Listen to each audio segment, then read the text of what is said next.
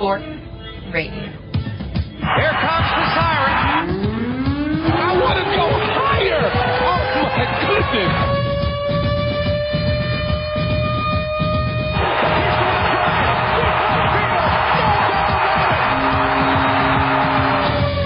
Will defend. Oh! LeBron James with no regard for human life. Pass is intercepted at the goal line by Malcolm Butler. Unreal. Oh, baby, for sure. Tap Sports Radio. Start now. Cabin Sports Radio, brought to you by Sport North, moving sport forward. Lecter with you, and a whole hour of sports conversation to come. And this time, I'm not just talking to myself. That's right, I have a friend this week. You know him, you love him. He's back on the show. My faithful co-host, Unbreakable, Mike Gibbons. Mike, how you doing, sir? I'm doing good, man. It's been too long. I should be in studio with you right now, but of course I am self-isolating. I will be out in just over a week's time. But yeah, it's been 3 weeks since we talked last. I should be there right now. I guess we could do video, but it just wouldn't be the same. We need to be in the studio together. But in 2 weeks' time, I'm hoping that's the case, and we can get this show up and running as it was meant to be. Yeah, no, if you're not in the studio in person here with me, then I don't want to look at your face, quite frankly. No, it wouldn't work. It wouldn't work. Nope. Your second self-isolation stint, how's this one going? Is it a little bit easier now that you've been through it once already? You know what? The same things that got me through before are getting me through again, and that is video games. I'm still working. I'm working as much as I possibly can. But yeah, trying to get a little bit of fresh air here and there. But yeah, I'm going to get through this just as I did the first time. But obviously, everyone's health and safety is paramount and comes first and foremost. So we'll not be making any treks to the grocery store or anything like that for the time being. But I'm a free man early next week, and looking forward to getting back into the studio. It's a breeze now. You're just preparing for second wave when it happens. You'll be ahead of everyone who's like, I already did this once, I could do it again. You're like, yeah, but have you done this recently? Because I can tell you, a little bit of experience now. So well done. But yes, obviously taking health and precautions as demonstrated by us up here in the NWT. Taking that seriously, and I salute you in doing so, but nevertheless very happy to have you back on the show in any way, shape, or form, because there is a lot going on in the world of sports. I tried to cover it all myself yesterday. I don't know. You might have to ask someone else who maybe listens to the show if I succeeded or failed, but it is definitely better doing it with you in step, especially because I know you've had 2 weeks away from the show, and a lot has happened despite what little is happening. So there's lots to talk about on today's show. So let's not waste any more time. Let's take a look. Oh, no, that's the wrong one. Let's take a look. Ah, there it is. A look back at the week of sports that was. And, maybe some predictions for the future. You never know what you're going to get with CSR News. We always have to offer some predictions so that we can come back and laugh at ourselves later. We will, however, start with a story that did sort of emerge over the weekend. I think I saw it sort of on the timeline around Friday. So not incredibly surprising that it was announced today, but still a pretty big milestone announcement. And that is that that Washington's NFL franchise has announced it is dropping the Redskins name and Indianhead logo. The decision announced today following pressure from sponsors and decades of criticism that they are offensive to Native Americans. It remains to be seen when one of the oldest NFL teams will get its new name. Yeah, Mike, so kind of a, not very good comparison question, but if someone asked you to change your name and, you had no personal reason to do so, you'd probably say no, right? Right? Yeah, totally. Yeah, okay. But if someone was then like, you know what, I'll pay you millions of dollars to change your name, but if you don't, no, we can't do that. You'd probably take that deal, right? Totally. Even if that was like, a name that you felt was really important to you, you would probably take that deal. Several tens of millions of dollars for the change of a name. And I think that's probably, despite all the other really good and better reasons why the Washington Redskins should have considered changing their name decades ago now, money talks. And that is basically what we've seen. FedEx, Nike, and several other sponsors basically threatened to pull their sponsorship of what is FedEx Field, where the Redskins play, if they did not make the decision, or at the very least, have some real conversations about changing their name. Because owner Dan Snyder he hasn't even considered it for years. And I mean, this is not a new controversy. It's obviously been reignited, as racial equality has been reignited as a major conversation just in our cultural landscape in general, sports being, no exception to that. And it's obviously been a lot bigger of a conversation lately, and that has translated to the sports world. But the Redskins name that's been a long-standing point of contention with Native American groups in North America who have long regarded the team name as offensive, in fact calling it dictionary definition racist slur. That apparently for years was not enough to get the ownership of the team to actually take this conversation seriously. But hey, once your major sponsors, major corporations that are paying you money decide that we're not going to do that anymore, I guess that's what it takes to make social change happen, which is a really icky way to wrap that up, but that's kind of what we're seeing here. That is I think you hit it on the head. That's exactly what happened. So Redskins majority owner Dan Snyder, who has been the majority owner for some time now, was a childhood fan of this team. And we are talking about one of the most storied NFL franchises, I think originally based in Boston. Yeah. But they've had this name for a really long time now, and there was a certain attachment to it for Snyder, who was a childhood fan of this team. But yes, once you start to get obviously this whole movement just amplified with the murder of George Floyd, we've talked about that time and time again, but it's just brought forward all these conversations, and for some people they're going to be uncomfortable conversations because we do need to face and admit the problems we have with racial equality in North America. So that was sort of a spark for all of this. But then, of course, when you've got these multi-billion-dollar corporations, household names pulling the plug as your sponsors, you mentioned Pepsi, FedEx. I think Amazon was no longer selling Redskins product on their website. So once you have these massive corporations pull the plug, that's going to put a little bit more pressure on you. It's unfortunate that it took that to have this discussion and ultimately come to this decision, because you would think that just the social atmosphere in the States right now would be enough to sort of force you to come to that decision rather than, this being what sounds like a monetary decision.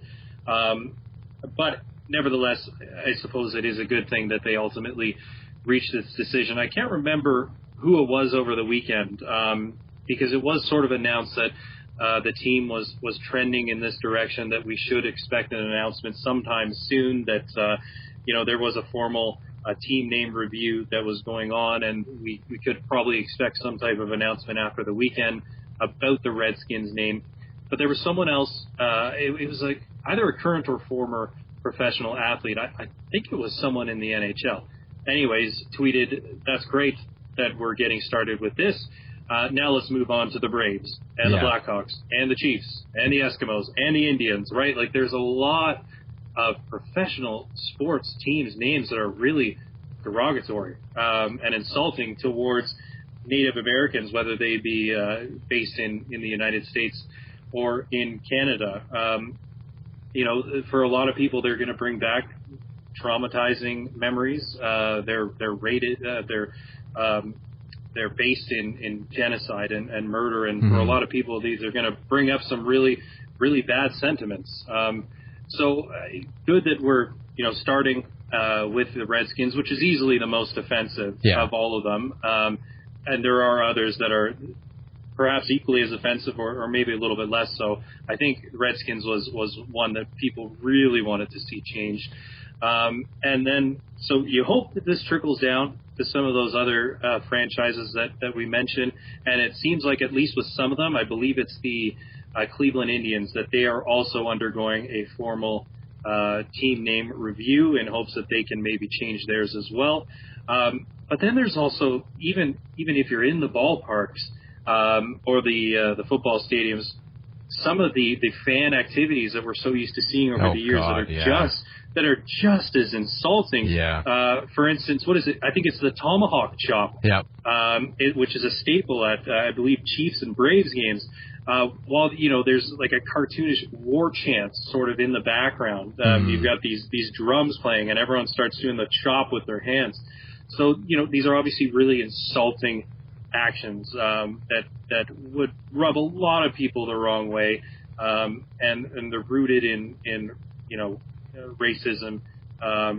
So a small step, hopefully, and hopefully there's a bit of a domino effect here, and we see some other names change too. Yeah, I mean, there was one, just like a recent screenshot that I saw, I think just this morning, about a story about the Redskins name changing, or that they had dropped the name the Redskins. There was a picture on the front of a fan, and like it looked like a picture like from last season, and the fan is wearing a mask, and it's like essentially what it is a red face mask, which everyone, like, there's been a large kind of reckoning about blackface and just how racist that is, and amidst everything else, there's been a call to just across the board, let's get this out in the open for good. Blackface is racist, and it's inappropriate. And you apply that here, and you have a team that's been, up until potentially last year, selling merchandise that is essentially blackface, but translated to Native Americans, so red face. And that was something that was being sold, that the team was making money on, that fans were actually buying gleefully and wearing in public. It's absurd that it's gotten to 2020 before this team has really taken a look in the mirror and realized perhaps it's time for a change. And like I say, the really sad thing is that it wasn't even any sort of sensitivity or moral obligation. The fact that you are not only tokenizing an entire race of people, you are calling them a dictionary racist slur in your team name. Like, how hard do you have to work to convince yourself that this is not racist and that there is something wrong with this? I mean, what it comes down to is ignorance, and the thought that there are justifications, or that some people can presumably come up with justifications in their mind to keep this name, but yet the best you can come up with is, well, it's been that name for so long, maybe it's just you just kind of got to get over your sensitivities, and this team has a tradition now. We can't just change that. That is not a reason, and I think we all know that. Now, there's obviously no scale, or at least I'm not aware of it, if there is a racism scale. But if you were to make something like that and have a 1 to 10, 10 being the most racist, 1 being the least racist, and you were to put sports franchise names that, there's some controversy surrounding, Redskins would certainly be at a 10. And then I guess if you were to slide down, because Braves, Blackhawks, Indians is obviously a term that is just inaccurate, and is the way it's used in this term anyway, and that all you have to do is do a little history lesson, go back to Christopher Columbus days. It's been inaccurate ever since then, still inaccurate today. For some reason, still kind of commonly used. Don't understand it, but that's the way it is. I think that would maybe be down to a 9, and then Braves, like I say, Blackhawks, Eskimos, which we will talk more about in just a moment. Those would be maybe a little bit further down the scale where you could at least make the argument that in the Chiefs being another one, at least in these cases, you could at a point in time have made an argument that, hey, this team was named out of an admiration. This team was named out of an admiration of strength, resilience, toughness, that sort of thing. That's why they decided to go with the moniker they did. But at the end of the day, and like Redskins is just, no, that doesn't even fit that conversation. Because if you were to go up, I mean, if you were to approach a Native American person on the street and you were to say, hey, chief, and they weren't actually a chief, yeah, they'd probably look at you and be like, what are you doing? Like, why would you say that? It would be a stupid thing to say. If you went up to them and said, hey, brave, that would be a stupid thing to say. If you went up to them, and said, hey, Blackhawk, yeah, again, that'd be a stupid thing to say. But if you went up to a Native American and said, hey, Redskin, that's just a whole nother level, I think. And so this one has been just the most obvious slam dunk one that needs to be changed if we are to start being serious about the conversation that has been really had a resurgence lately, which is racial equality. You can't preach racial equality and have the NFL running, PR campaigns that say diversity is our strength, like the CFL was, and then be bandying about team names like this that tokenize entire races of people. Like it's absurd to even think that's a thing that doesn't make you look silly. So in the end, good thing that this change is happening. It's long overdue. Sad that it is coming about the way it is, that really just the threat of losing millions of dollars, that is what made you decide that this was the route to go. It definitely lends a bit of like illegitimacy to it, despite the positive progressive step that it is. So kind of a bittersweet thing in the end, but I guess good in the way that it is going to make other teams stand up and take notice. We mentioned other team names that, perhaps need to take a second look at what they're doing. The Chicago Blackhawks actually put out a team statement as of, I think, a week and a half to 2 weeks ago about their team name, because they had also been receiving pressure about looking at changing the team name. They kind of brushed it aside and said that they're not going to change the team name.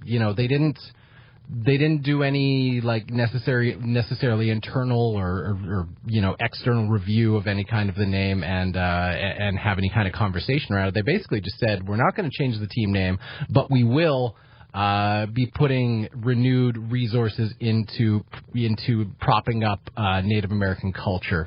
What that actually means, I don't really know. I don't know if they even really know at this point. It could just be a completely empty gesture thing to try and, maybe take the heat off, and then hopefully they were thinking that people would just kind of forget about it. But with this is the big story that everyone is talking about in the sports world.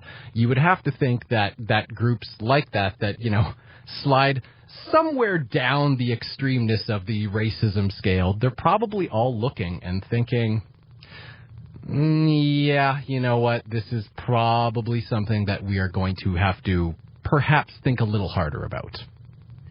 I think the unfortunate thing is, I think if we ask ourselves, would this announcement happen if it weren't for the murder of George Floyd? And I think we wouldn't be having this conversation.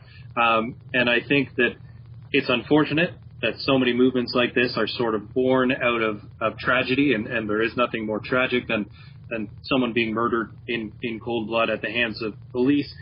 But the movements that are still very much ongoing, you're probably not seeing them as much on your timeline anymore, but the Black Lives Matter movement is still full steam ahead. There are still daily rallies and protests going on all across the United States. And it has opened up all of these, for some people, really uncomfortable conversations about their relationship with race, whether they're folks who are benefiting from any type of racial privilege, or those who have themselves been subject to racial inequality. These conversations on pretty much every level are happening now, and I honestly don't think we would have this announcement today had it not been for the murder of George Floyd. And it's outside of the United States, opening up conversations here as well. We're obviously not immune to any form of racial inequality ourselves up here. A lot of people will talk about relations between the police force and black people in the United States. Here, we have a really bad history with a lot of visible minorities, whether they be, internment camps during World War II for the Japanese Canadians. Obviously, we're talking mass cultural genocide for the people who originally inhabited this land in our indigenous peoples here, and even other ethnic minorities. Our own black community here have themselves been victims of racial inequality. So we are by no means immune to any of this up here. Even, recently in Canada, we're hearing stories of Indigenous people being shot by police officers during wellness checks. So these types of things are going on all over. So I guess props to, these larger corporations who are pulling the plug, saying we're not going to stand for this type of thing. Names like this need to be changed, and you're absolutely right in terms of if there was a scale, this name was by far the most problematic in North American professional sports. There are others that are not quite as problematic, but still definitely need to be looked into, and it sounds like on some levels that's already happening. You mentioned a little bit closer to home, the Edmonton Eskimos. And there was, I don't know if you got a chance to see it, but the personal statement that was issued by Jordan Tutu, who of course originates from Nunavut, just sort of on as someone who identifies as Inuk, his thoughts on the team name of the Edmonton Eskimos, whether he finds it offensive. And I think the number one thing we should be asking, and obviously for a lot of people who are in these ownership type positions, they very likely were the people who inherited the team. It's not like they were around for when the team was born. So maybe there wasn't much consideration given into the actual name of the team itself. But I think what needs to happen, and what Jordan Tutu sort of alluded to in his statement about the name of the Edmonton Eskimos, is who are we consulting here? Why was this team named the way it was? Was it out of oppressive reasons, or are you? I think he had a point where he was talking about did we name them the Edmonton Eskimos because we want to give credit to them, their admiration for their ability to thrive in cold climates, for their mental and physical toughness, and for their resilience, living in a more northern and colder climate. So it's all really about context here. Are we trying to, was it racially charged? Or was it born out of admiration for this group of people? He went on to say that he himself, his generation, identifies himself as Inuk, but his grandfather, he would refer to himself as an Eskimo. And that's, it's just a generational thing for how they refer to one another.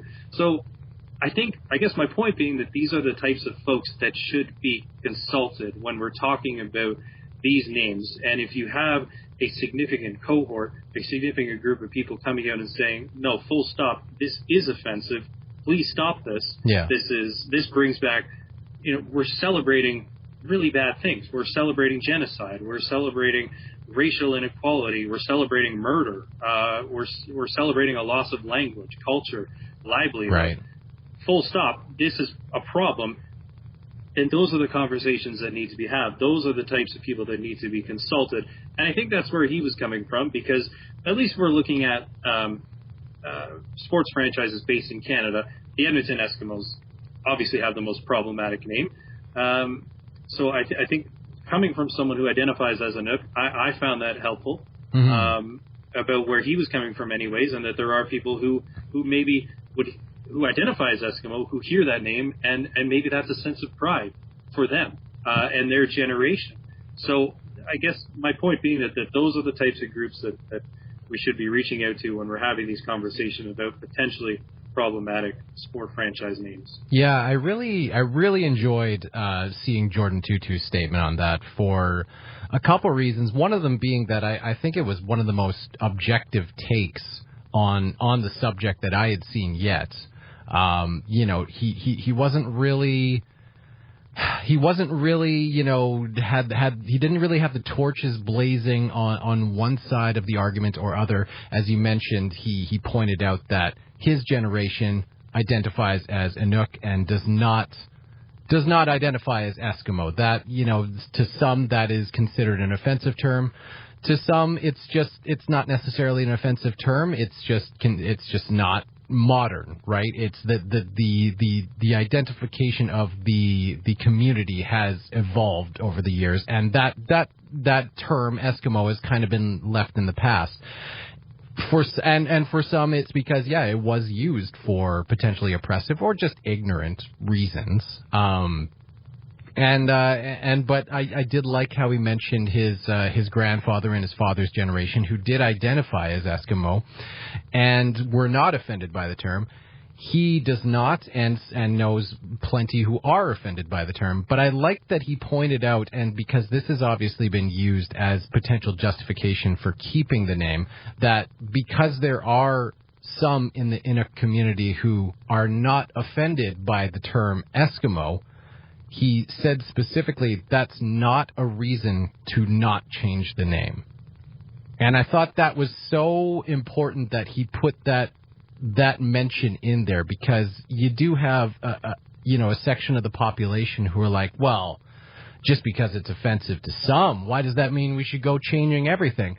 Because it's a sports team. It's there shouldn't be anything controversial about a sports team name. Right. There's enough out there in this big wide world that we can find if we're looking for controversy. There is enough of it out there when it comes to sports, and especially when it comes to the perspective of sports teams, and you get the opinions from people who think that cancel culture is taking over, and that nothing is safe, or kind of go down that road. And then you talk about a sports team and changing the name and how that is potentially offensive to some, and the history of the franchise. Well, that shouldn't matter. That should not even be part of the conversation. Everyone should be able to enjoy sports. And if you have a name that is tokenizing an entire race of people, that's a problem, because there's absolutely no need for it. And even, beyond the argument or conversation of, is it offensive, is it not offensive, which you're never going to find a consensus on. And I think that's kind of why the Edmonton Eskimos franchise, when they traveled around and had some conversations with different Inuit communities throughout Nunavut, the Northwest Territories, and the Yukon. And they did go on a bit of a tour and have speaking engagements with these communities. And they said themselves that they decided ultimately that they would not change the name because there was no definite consensus. Some liked the name and wanted to keep it. Maybe they had been longtime fans. Others didn't like the name, found it offensive, asked them to change it. But because there wasn't 100% agreement either way, they took that as we can't just change everything because a few people are offended. But again, it comes down to the fact that this is sports. It's something that everyone should be able to enjoy. And when you have a name that is problematic to some for whatever reason, there are plenty of other names out there. And you know what? lots of them that start with E. So you don't even necessarily need to change the EE, the crest of the Edmonton Eskimos that has been the longtime crest. They've never even used really any Eskimo imagery. Their mascot is a polar bear. You know, there's not really a deep association with the actual name itself. So, you know, as opposed to the Redskins, the Chiefs, the Braves, the Blackhawks, who have the imagery right in their crest, the Eskimos haven't really had that. So for them to change the name would, in theory, be a pretty easy transition. You wouldn't even have to change the branding. The merchandise could pretty much stay the same. You're just removing, essentially, 6 letters. You can replace those with whatever you want. Have it start with an E. I'm sure you can come up with something good. And like you said, not even paying homage to the Eskimo people, the people who like Jordan Tutu's grandfather and his generation, for instance. Not even paying homage to those. Like you said, it's literally 2 E's. Yeah, and I mean, in the argument of the context matters, and I'm sure when the team was named, that was the thought process. That was the context of the name, was that, yeah, Eskimos are the toughest, most resilient, and like you said, you know, thrive in cold weather people in the world. So, yeah, we'd love to name a team after that. That would, you know, that really embody the strength in this football club that we're looking for. I'm sure that's probably where it came from. Again, that's not really necessarily a reason to keep the name, because things evolve over time. Things change. Feelings towards names change, or towards, names change over time. And our understanding of what all encompasses systemic racism has changed over time. Our understanding of that has changed over time. And I think when you put aside the feelings of who is offended, you know, what percentage of the population is offended, what percentage isn't offended, and you look at it objectively, you have to come to the conclusion that it is still, at the very least, to have a organization named any of these, Chiefs, Braves, Blackhawks, Eskimos, you're still tokenizing an entire race and culture. And presumably, you're tokenizing it. The ones doing the tokenizing are an ownership group that is or at least was presumably white at a time. So then you've got a group of white people who are making money, maybe not so much in the Eskimos case, because let's be honest, it's the CFL, but in the NFL, who are making millions and millions of dollars under these monikers, and I can only assume not paying a whole lot back to these cultures that they are appropriating this name from. They're profiting off it, and that is part of what systemic racism is.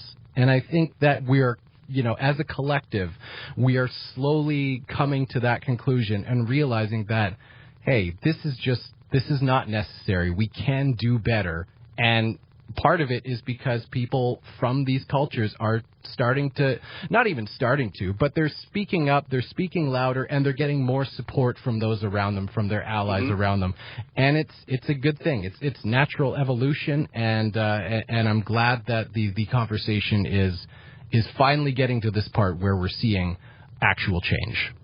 Well, I think it's damaging when you talk about cancel culture, and there are obviously people who are against it, and, you know, if you don't like something, just cancel it. Well, that's not what we're talking about here. There are oppressive pillars that have long been in place, and there are people who are clearly in the visible minority who are speaking out against these oppressive systems, and that's where things like systemic racism spawn from, who are saying, you know what, this was never right, but now that we're having this much larger conversation, let's nip these things in the bud. And it's funny how there's like this sort of sliding scale in terms of what's appropriate and what's not. You can probably think of derogatory terms towards most visible minority groups, and you know not to do it.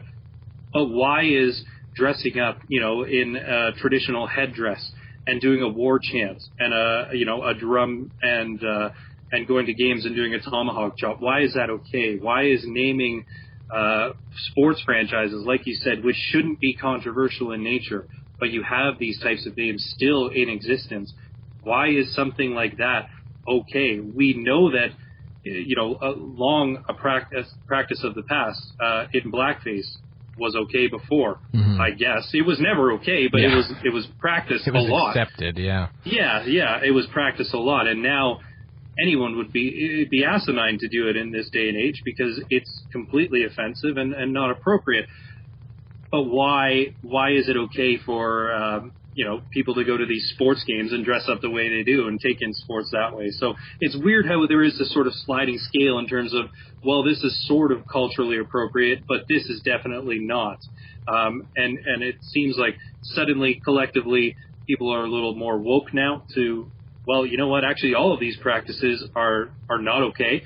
And then hopefully we'll start to see this transition towards eradicating a lot of these names and practices that may be rooted in something much, much deeper that are not acceptable. I'm sure, and we might see that now. Yeah, and I mean, I'm sure you've seen this as much as I have, Mike. But a lot of times when the conversation came up surrounding, and still comes up surrounding Colin Kaepernick's, of course, his protests during the national anthem before NFL games of racial injustice towards the black community, and a lot of the argument against it, beyond the, he's disrespecting the flag, he's disrespecting the troops, which was garbage. A lot of people, their argument against it was, hey, when I watch sports, when I watch football, I don't want to be, I want to get away from the political strife or anything, the political. I just want to watch a football game. Is that too much to ask?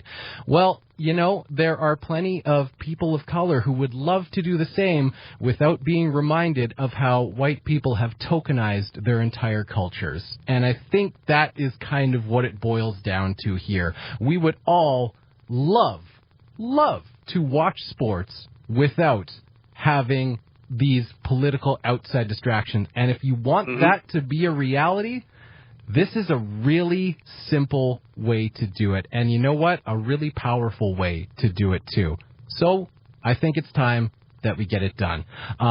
Just before we take a break here, Mike, I did actually hear someone mention there is a way that the Washington Redskins, if keeping the name is so important to some longtime Washington fans, there is a way that they could actually do that. They could keep the name, but all they have to do is change the crest to a potato.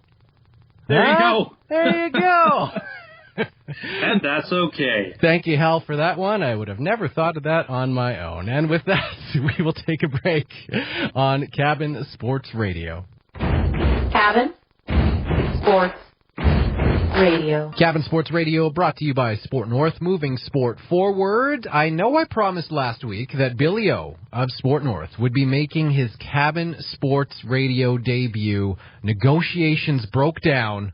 So, Billy O's Cabin Sports Radio debut has been pushed to next week. So look forward to that. I know I already blew what we're going to talk about, but very exciting news. Nevertheless, the Peterson and Auger Kids Sport Golf Tournament is going to be back this summer, next month, here in Yellowknife at the Yellowknife Golf Club. Great job by Sport North and the Yellowknife Golf Club putting that together.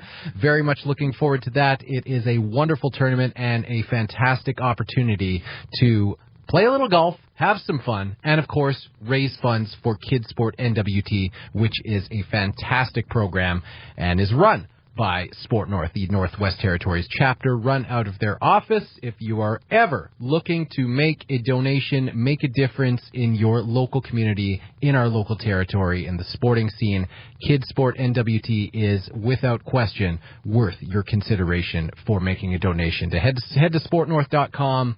And you can find out more information on Kids Sport NWT there. But very much looking forward to that. In the meantime, Unbreakable Mike Gibbons and I continue to talk about the looming return to play for the National Hockey League and the National Basketball Association. Their seasons, their playoffs, still hanging in the balance. Mike, what is the latest with the NHL? Yeah, that's right, Lecter. The National Hockey League and its Players Association have formally signed an agreement for hockey to return in hub cities Toronto and Edmonton starting August 1st. bringing the hubs to Canada proved to be the most logical choice after a significant spike in coronavirus infections across the United States in recent weeks. A total of 24 teams will compete for this year's Stanley Cup, including 6 Canadian franchises. And I believe as of this moment, as of the recording of this show, the NHL's expanded playoff format still set to begin August 1st. I think That's right. is still the date. I mean, there's been, they kind of put it out originally as a floating date depending on what was going to happen. Lots has happened. I don't know that has necessarily changed the NHL's proposed schedule. But, like you said, as far as the hub cities go, we'll start there. Toronto, Edmonton. Originally, there seemed to be more of a thought that there would be 4 hub cities. I don't know when that conversation narrowed those hub cities to 2. But it does make a ton of sense. And if there were going to be 2 hub cities, I feel like we probably pretty well could have bet money that those would have been the 2. The only other one that I think I might have put ahead of Edmonton was maybe Vancouver, because they are very well set up as well for that type of environment, keeping it fairly self-contained. However, Edmonton, brand new rink. It honestly would have been a shame if Edmonton, after, playing, less than a full season? A season and a half, I guess, now in their new rink. If that had been sitting empty for this entire rejuvenated NHL 2020 playoffs, which it sounds still so absurd that we are talking in anticipation about the 2020 NHL playoffs on July 13th, 2020. Kicking off in the dead of summer. Yeah. I'm not entirely surprised, just given, it probably coincided with around the time that U.S. President Donald Trump started putting pressure on governors to reopen, and hey, what do you know? Now we're seeing a resurgence of coronavirus cases across the United States. So probably a pretty big win, I think, for the NHL that their 2 hub cities are in 2 pretty safe Canadian cities by comparison. I think I was reading 2 days ago something like 15,300 cases in one day alone in Florida. God. Which shattered the American record for most cases in one day for any state since the whole pandemic began, which is ironically enough where the NBA plans to resume its season in Orlando, Florida, in 2 weeks' time. So that should be pretty interesting, but it seems like they're putting all the measures in place to ensure that their bubble is as safe as possible. But yeah, right around the time that, things started sort of reopening in the States and everyone could see where it was going. And then you have this resurgence of cases in every single state. Kind of felt like the writing was on the wall for a bit. We talked about, Pittsburgh and Vegas, Carolina, Columbus sort of being potential hub cities. Chicago, I think, was one of them too in the States. And then, over the weeks we would hear why negotiations broke down between those various cities, and then Vancouver being the one last Canadian city that was sort of in the running to drop out. So I think it's a huge win for the NHL. And as part of this whole agreement, the league and its Players Association were also able to ratify a new collective bargaining agreement, which is another huge win for the NHL. The plan for all Eastern Conference teams to report to Toronto, I think, around July 26th, for games to kick off on August 1st. That same time, Western Conference teams reporting to Edmonton, and then Edmonton will be the sole host of the 2020 Stanley Cup NHL Finals. So I from the beginning, Gary Bettman was dead set on declaring a Stanley Cup winner for 2020. Mm-hmm. I believe there have only been 2 times in the NHL's history where a Stanley Cup has not been awarded. That was in 1918 due to the Spanish flu.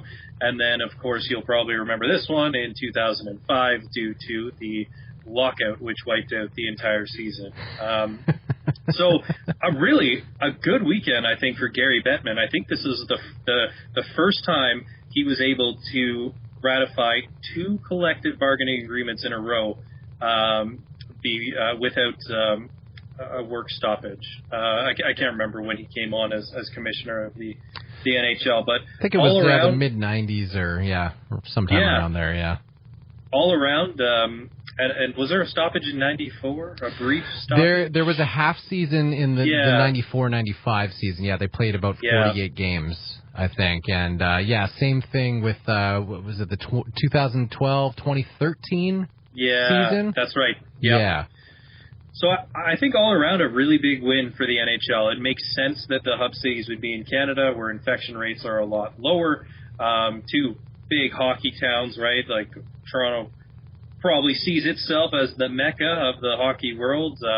Edmonton, like you said, with their brand new arena, the Alberta capital, 2 really great sites. I think players in their bubbles will be pretty safe. Obviously, all the amenities around them, they'll have to adhere to pretty strict public health guidelines, but 2 very worthy cities. Great that they're both Canadian cities. And like I said, with the ratification of a new CBA, just another really good news story for the NHL. I guess, if we're getting a little nitpicky here, it looks like the salary cap will be pretty static, at least for the next couple years. Yeah. I think it's sitting at around $82 million, so that should put some of the bigger spenders in a little bit of a bind for the short term anyways. And then I think I read something about prorated salaries, maybe 10% for players for next season, but then owners, in the consecutive seasons after that would pay that amount back. But all around, I think a really good news story for the NHL. And like you said, kind of weird we're talking about it now, but we will have some playoff hockey in just over 2 weeks' time. That'll be pretty good. And, I think regarding the collective bargaining agreement thing, the salary caps remaining static, that's obviously something that, is always a point of contention with any players association, whether it be the NBA or any of the other major sports leagues. The NHL, you can you can justify it on both sides, because I think both the owners and the players are very aware of their unique situation regarding small markets, and that they need those small markets to survive if the league is going to thrive. They view it a lot differently than I think like the NBA in particular, where I think that the small markets, I don't know if I'm being unfair in saying this, but I feel like the small markets kind of get forgotten about. Because you've got the Lakers and you've got your major draws, and the others are just, it's almost like understood that there's only going to be a handful of teams that anyone wants to see anyway, but that are going to thrive and be competitive teams. The NHL is a very kind of different mentality on that, overall parity is good for the league. I could kind of see it either way. I've had arguments made to me by people who are like, what's so great about parity? Then you don't get to see, these super teams compete and just show you how amazing they can make the game look. Which is fair enough, yeah. But if you're in Winnipeg, or you're a fan of the Carolina Hurricanes or the Columbus Blue Jackets or any of these other markets that just they can't compete money-wise with what New York or Toronto or Boston or even Montreal, what they could be capable of. It's just you need. There's so many more small market teams that are so essential to the league's health and well-being. And it's just a smaller market league in general. It thrives off those small markets doing well, and as much as they don't like to admit it, but that's kind of the way it is. So. But I did find the little recap on the NHL's history that you mentioned there, Mike. I was really glad you brought that up. Those being the 2 years that the Stanley Cup was not awarded, which was 1918, and you pointed out that was during the Spanish flu, or the last global pandemic. And then the more recent time, what was it again? 2005? Yeah. So, first time due to a global pandemic. Second time due to a lockout, the owners locking out the players. This time in the middle of a global pandemic, well, let's see if we can just, eliminate one while we're dealing with the other. Len, look at that. The NHL, which is notorious for dragging its feet through CBA negotiations and waiting just until the last second when you think the season is a goner for sure. Oh, we came to an amazing last-minute agreement. Oh, they'd like to have the fans right on the edge of their seats. Nice to see that they took a different approach this year while, the season was being threatened by other things than labor negotiations. No doubt. And then, another nice little tidbit in there is the fact that as part of the CBA, it opens up the door for further negotiations, which could allow for NHL players to participate in the next Winter Olympics. So the CBA will see them through 2025, 2026. That would encompass the 2022 and the 2026 Winter Olympics. So not saying it's a sure deal, but it opens up the doors for further negotiations between the International Olympic Committee and the National Hockey League for there to potentially be NHL player involvement in the next two Winter Olympics. And you'll recall, of course, Lecter, that back in 2018, there were no NHL players as part of those Winter Olympics. And I believe, if I'm not mistaken, that was the year that the OAR, the Olympic athletes from Russia, claimed gold. And I imagine viewership was down just a tad because people want to see the world's best. So some good news that opens up the door for there to potentially be some NHL player involvement in the next two Winter Olympics. Yes, the Bobby Orrs, or perhaps more accurately, the Boris Orrs. That's right. Yes, gold medal winners that year.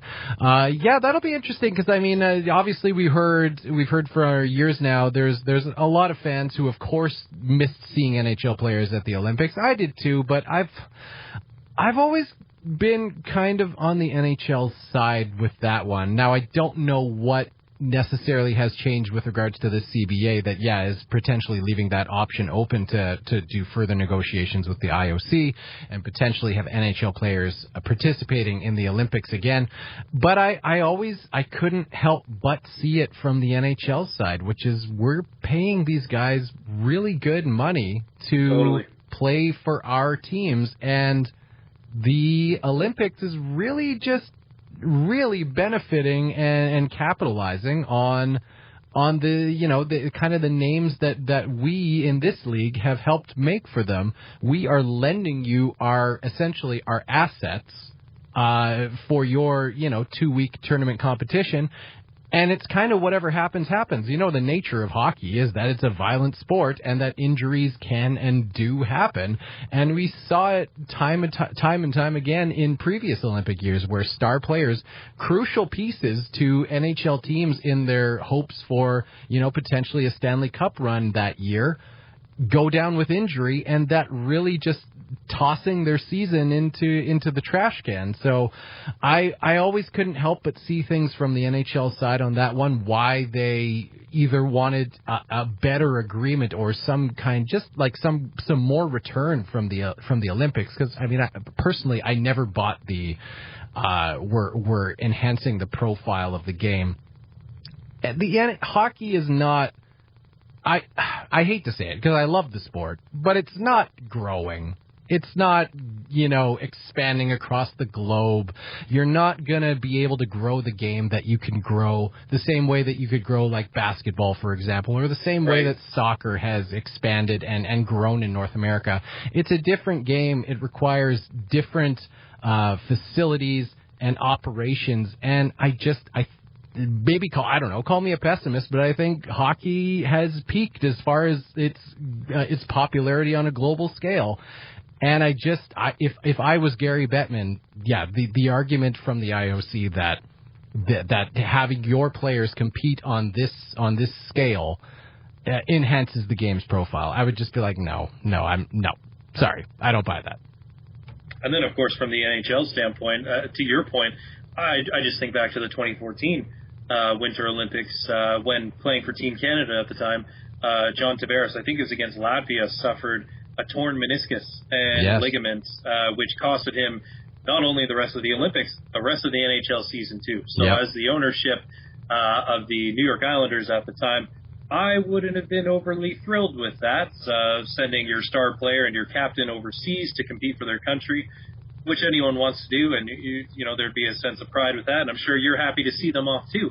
Yeah. But if they go down with a season-ending injury like that, while not suiting up and competing for your own team, that's going to rub you the wrong way. So you can certainly see it from the NHL standpoint too. So like I said, it just opens up the negotiations. So we'll see what becomes. Maybe there is no involvement in the next two Olympics, but at least the door is open for that conversation to be had. Yeah, absolutely. So while the NHL is getting set to continue in relatively safe Canada in Toronto and Edmonton, the two playoff hubs, the NBA are headed into the belly of the beast. That's right. NBA teams are slowly reporting to Orlando, where the league plans on resuming the 2019-2020 NBA season on July 30th. Under the approved postseason plan, the league's top 22 teams at the time of suspension will play 8 more regular season games to determine playoff seeding, and then 16 of those clubs will play in a conventional tournament. And like you said, in the belly of the beast, Orlando, Florida, where, as I mentioned previously, 15,300 new cases on, I think it was Friday alone. Might have been Friday or Saturday, but either way, not trending in the right direction. I think the city of Miami, Florida, has more active cases alone than all of Canada combined, and that is very close to where the NBA's bubble is going to be. Now, not criticizing all the work that's been put in to make the players safe and for all of our viewership convenience, because we want to see the NBA back. But one of the more problematic areas in the United States, hopefully, the venue, which they've chosen, Walt Disney Resorts, is isolated enough. They've created enough of a safe bubble that play is able to resume safely.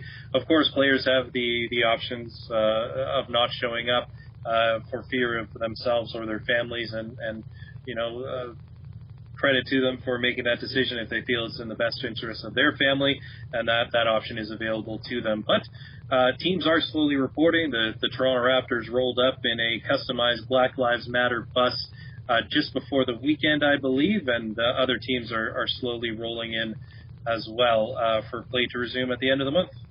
Yeah, I mean, maybe not the best timing, considering, players are probably feeling a bit nervous about where they're headed in general anyway, but Disney World just opened to the public. Yes. Reopened. Oh, that's right, too. Limited capacity, of course, but nevertheless, that's got to make players a little bit more nervous yet, I would imagine. I think it was in Tokyo or something like that. They opened a large theme park, but one of the new rules is no screaming. No screaming on roller coasters, because that spreads spit and that spreads the coronavirus. So we can let you on the rides, but don't enjoy yourself and don't scream, because you're going to spread the virus. That's right. Yeah, no, they're not. Even if you're fearful for your life, don't let us know. Don't you dare scream. Yeah. Don't you dare laugh either, because you know what, man, I've seen people laugh with moistness of flying. Oh, yes. Not a good scene. Oh my God, I didn't see that. That's amazing. No screaming. Oh man, yeah. So I mean, the NBA and the NHL have, to this point, during their facilities opening up for private team workouts, they've been kind of experiencing the same types of issues. Several teams in the NBA, as well as the NHL, have shut down their facilities due to minor coronavirus outbreaks. I think last I had checked last week doing the show, I think there were 7 NBA teams total that had shut down their practice facilities. Mm-hmm. And I think there was about 4 or 5 NHL teams that had done the same. And I don't know now off the top of my head, have there been any NBA players that have opted out of the return to play? Off the top of my head, Spencer Dinwiddie of the Brooklyn Nets. And there are players who, Kevin Durant, for instance, and a lot of this also from, and we touched on it on our show a couple of weeks ago about, the social movement going on in the United States right now. Right. Many felt, the return of the NBA season would be more of a distraction. Yes. So, some players who are injured right now, Kevin Durant, for instance, said he would seriously consider not suiting up, not traveling to Orlando to continue playing, just given, the social climate in the United States right now, in addition to a global pandemic that is going on. So, Dinwiddie is one that I can think of off the top of my head. I know there have been some others as well. Dwight Howard was seriously contemplating not playing for a while of the Los Angeles Lakers. There have been others who have sort of hinted at it, and that option is totally available to the players should they choose not to play for fear of their own safety. Right. But yeah, just off the top of my head, those are the two that I can think of. But I'm sure there are others who have also elected not to play when play is set to resume in Orlando. And this, everyone's sort of learning to fly at the same time here. There have been some unflattering images to come out of Orlando so far about what the food looks like. There's been, some players really questioning, Joel Embiid, for instance, of the 76ers, said, this whole self-isolation thing hasn't changed his life that much. He just plays video games, keeps to himself for the most part anyways. Yeah.